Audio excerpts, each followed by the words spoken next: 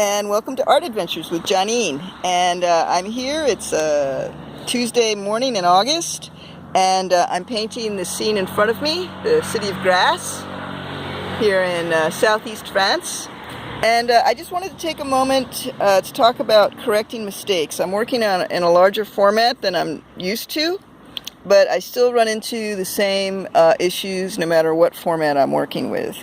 And I want to just take a moment to go over correcting mistakes, because at first I realized, okay, I've got the church tower there, and the camera really doesn't do it justice. I can zoom in, but then it takes me time to zoom out to my painting. So the point I want to make is that, as you can see, I made the tower a little too large, a little too big. So I need to pull back on it. And how do I do that?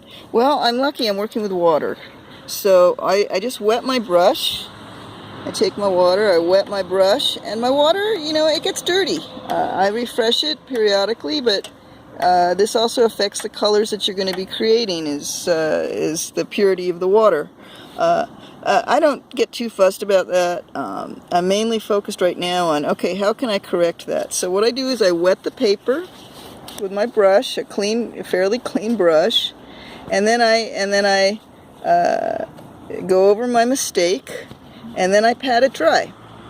Am I going to completely get rid of where I went wrong, where I made the tower too wide? No.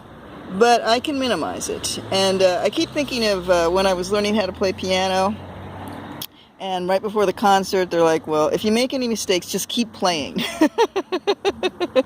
No one will notice. And it's kind of like that with painting. So right now I'm running into another issue, which is scale. Because sometimes when I get into these smaller detail buildings, I suddenly get small, and instead of finishing up here where I need to, I end up finishing up here. And I'm like, uh-oh. Then I have to go back and redo it. Well, how do I do that? Well, I wet my brush, and you have to do it fairly quickly, wetting your brush and going over and making sure that that you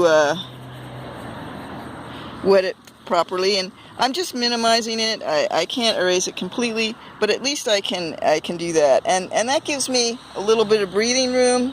Doesn't keep so much pressure on me to make a perfect painting, because at the end of the day, it's not going to be perfect. That's what makes it art. The mistakes along the way.